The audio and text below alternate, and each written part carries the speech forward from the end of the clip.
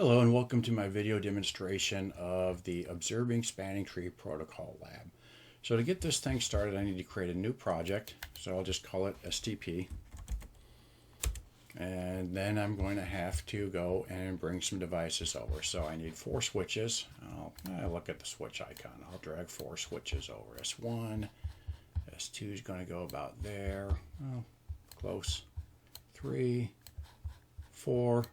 And then I need to add 2 Alpine Linux devices from here, and I'll put 1 and 2. So I've got my devices on my work area, so now I need to start my devices, and then while my devices are starting, I'll go ahead and clean this up and make this look a little bit better.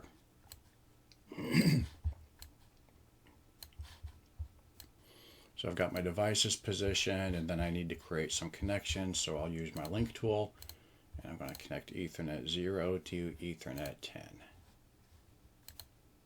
And let me turn on my device labels so I can see that I'm actually doing what I thought I did. Ethernet 2 to 2. And then here I got 2 to 2. And then 1 to 1 horizontally. 1, 1, and 1, 1. And then this is going to be 10. So I want connections made. I'm going to close this and clean up my labels here. I can even move my host names around so I can really see what's going on. And now I have all of my labels in place. I'll just be a little bit picky here and get all of my lines straight, or perpendicular or horizontal or whatever. And I have my labs connected. I have them built. So the next thing I need to do is put some IP addresses on the host devices. Oh, let me put my labels on here. I hate looking at a diagram for labels. And then this one will be Notes tool.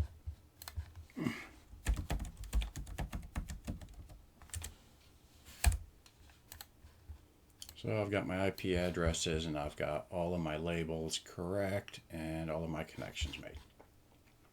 Next step I'm going to do is configure IP addresses on the 2 PCs. So let me console into that, and let me close all of my previous console sessions. I can try to reconnect, and that did reconnect, so I think it did. Let me just close this and start all of my connections over. So let me right-click console, right-click console. And there I've got my 2 devices started up. So I've got my 2 consoles, so Linux 1. Let me just move this down a little bit so I can see my addresses. Or you know what I'm going to do? Kind of scroll over. And I can't really scroll down. Let me move all of these. I'm just going to highlight everything and move it up here. And then I'll move this label again. So now when I bring my terminal windows open, I can put that right here.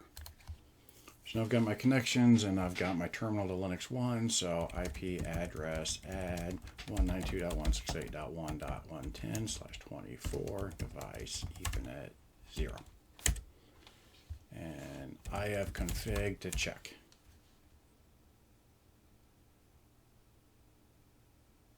And for some reason it did not take IP address. Let me try IF config again. IP address add 1. IP address add 1 device Ethernet 0.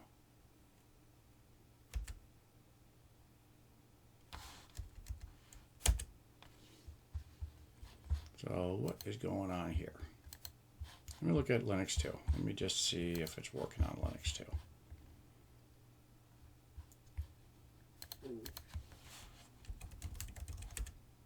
Linux 2 shows device Ethernet 0. Why isn't Linux 1? Linux 1 is only showing that one NIC card. It's only showing the loopback. So let me just reload this device and see what happens.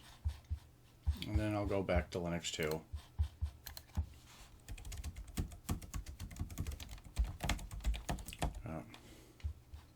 Linux 1 disconnected because it's reloading. IP address add 192.168.1.1/24 device Ethernet 0. Okay, so that one worked. Let's look and see what's going on with Linux 1. We can reconnect to it. It's not wanting to. Let me just close this and try a new console into Linux 1.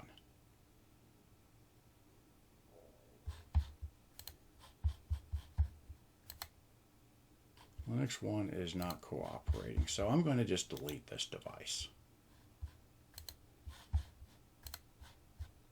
Oh, I deleted the connection. Let me delete the device.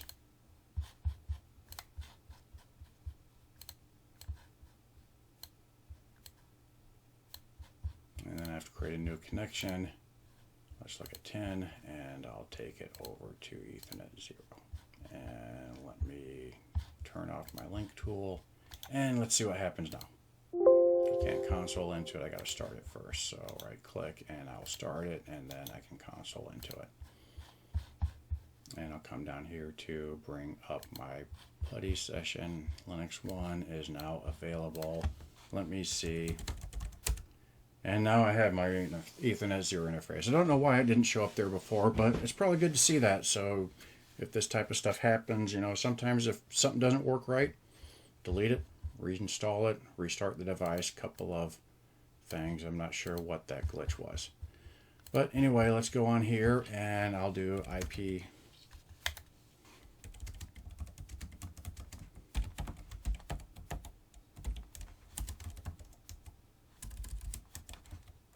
device Ethernet 0. Okay, so I've got my two IP addresses. I should be able to ping between the two of them. And let's go through here. And the next step, let's verify that we can ping. So I'm going to ping 192, ping 192.168.1.11. And I am indeed pinging, and I'll hit Control C to stop my ping. So the next step I want to do is I want to take a look at what's going on with Spanning Tree. And the problem we have here is we have communication, and Spanning Tree is already working. And what happens here is when Alpine Linux sends any type of a broadcast message out, it's going to send it to S3. S3 is going to send it to S4 and S1. S1 and S4 will send it to S2. Well, S2's received two broadcasts, and it's going to forward that broadcast out all ports except the one it was received from. So that broadcast from Linux 1 is going to get to S4, it's going to go to S2, and S2 is going to send it back to S1. S1 is going to receive a broadcast and send it to S3, and then S3 is going to send it all the way out here. So even though we have redundancy, we have Spanning Tree protocol that keeps our network redundant, but it also stops loops from forming. And this is what we're going to take a look at next. So how it works is the first thing Spanning Tree does is it elects a root bridge. So let's take a look at that. And if we log into each switch, we should be able to figure out which one is the root bridge. So now I'm going to console into S1, S2, S3, and S4. And let's bring my terminal back up, and I've got my console connections here. So we can issue the command show Spanning Tree to view each of them. So show, I have to log in first, admin, enable, and then show Spanning Tree. And I guessed right the first time, this is my root bridge. It was going to be one of them, so if this is my root bridge, if I look at the other ones,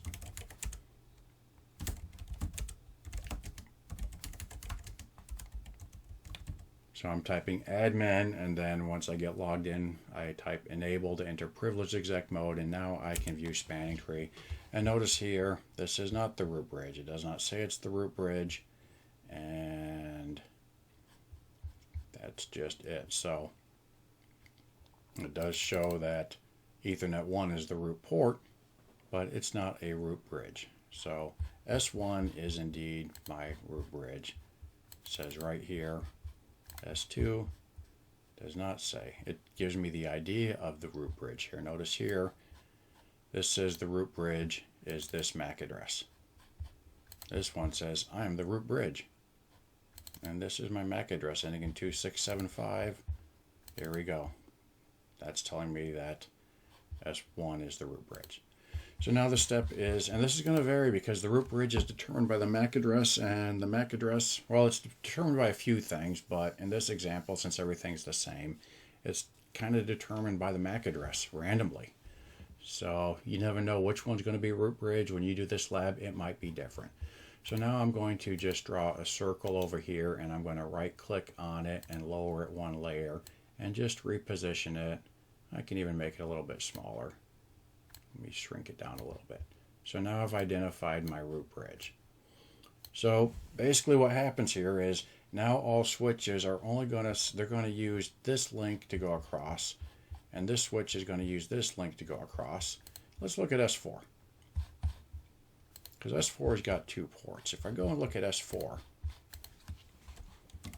because S4 has got 2 ways to get to S1.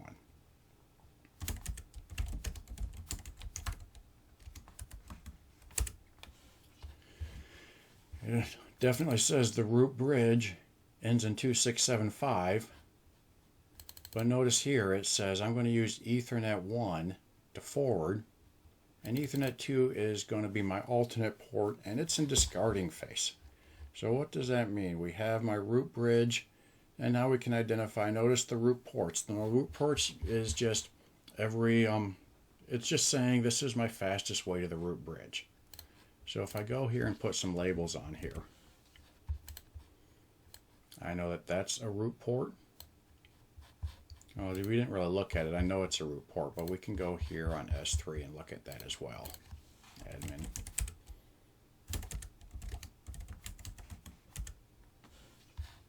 I can definitely see Ethernet 2 is my root port. On S2, Ethernet 1 is my root port, so I'll make a label and I'll duplicate that, and then I'll drag it over here, and then I'll make another label, and where's the root port of S4? And this is really going in more in depth to than what Network Plus wants you to know, but you kind of have to understand this stuff so you can understand what spanning tree does.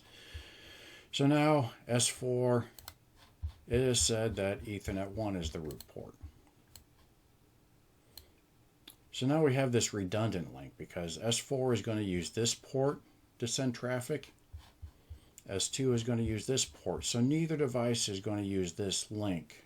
So now we still have a redundant network. So let me just delete that and see what it looks like.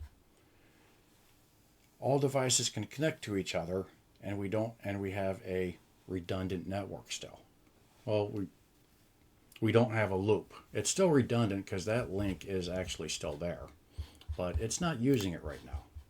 So I'm going to recreate this link to show you that it's there, but it's not being used. And then if we go here back to our terminal, we can actually see that this port on S4, get that out of the way, that really bugs me sometimes. This port on S4 is in the discarding state. So let's just draw a red X there. And the easiest way to do that is just to go into my notes tool, and I'll type the letter X, capital X. Now let's make that a little bit bigger. So I'll go into text edit, and I'll change my font to like 16 and click OK. And I'll change the color to red so it stands out. And that's big enough. Click OK. Now I can just put the big red X right there. And that tells me that that link is not being used because S4 is discarding any traffic across it. So now I have a loop-free path, and I've got redundancy, because what's going to happen here is I've got my root ports identified, I've got a connection. So now let's take a look at what happens here. So this is my redundant link. This is my root bridge still. But what happens if this link goes down? Let me bring this up. Bring this back up. So I'm going to bring this link down, and what we want to observe is what happens to S4 if this link goes down, because if this link goes down and this link is not forwarding traffic, what happens? Well, let's take a look. So I'm in S4. Right now this port is in the discarding phase. It's not forwarding any traffic out that port. It's not receiving any traffic on the port. So if I take this link down, delete it, let's go back into my terminal and see what happens.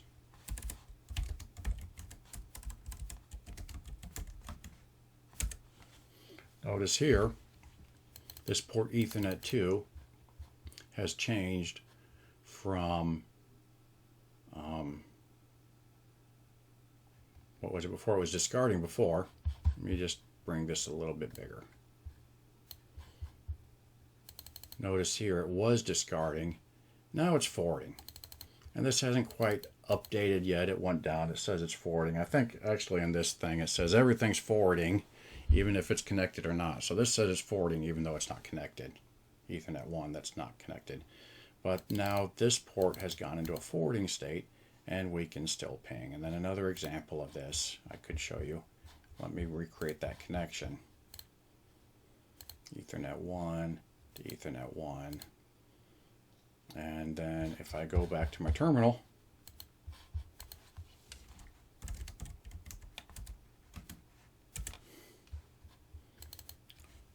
now that connection came back, it switched back and it said this is my path that I'm going to use to get to root, so this is a redundant link and we're not going to send any traffic on it. It went back into the discarding phase. And just to really test it and see what happens, let me just do a ping from 192.168.1.11. And I'm not going to limit the count or hit Control C. I just want to watch this ping and it's going through. What happens if I delete that port? That port went down, we're sending traffic, and it just automatically, really quickly, it's sending the traffic a different way. Actually, that didn't really change anything because that wasn't the link to choose, because it was always going to send traffic to the root port and then there, because it's going to take its best path to the root bridge. So let's undo that. Let's recreate it. And I'll go from 1 to 1. And this time I'm going to disable, let's disable this link right here. Delete it, and let's see what happens in our terminal. So now we've deleted it. And look here, it's taken a second. It's not getting responses back, and now we're getting responses back. So it took a couple of seconds before we started seeing our responses cycle through. And basically what happened was it took a little bit of time to get the pings through. This link went down, and it took a little bit for this link to come back up and go from discarding back into forwarding state. But it indeed did recover. So we have link failures that take a couple of seconds to reconverge and redo spanning tree. But when this link went down, then S4 acknowledged that, hey, something's changed. And magically, it just says, I'm going to start forwarding traffic on that port. And if I go and look at S4, I can see that right now. Before I turned that link down, it was discarding. Let's go look at S2 again.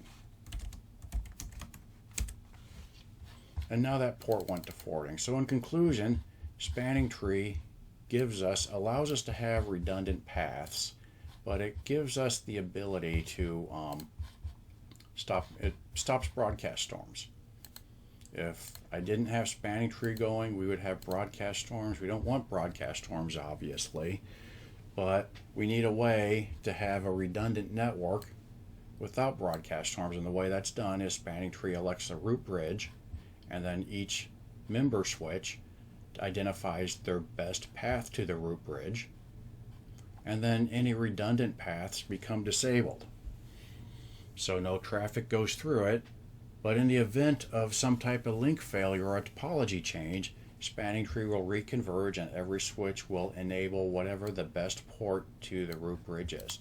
So anyway, I hope this has explained spanning tree for you, and thanks for watching.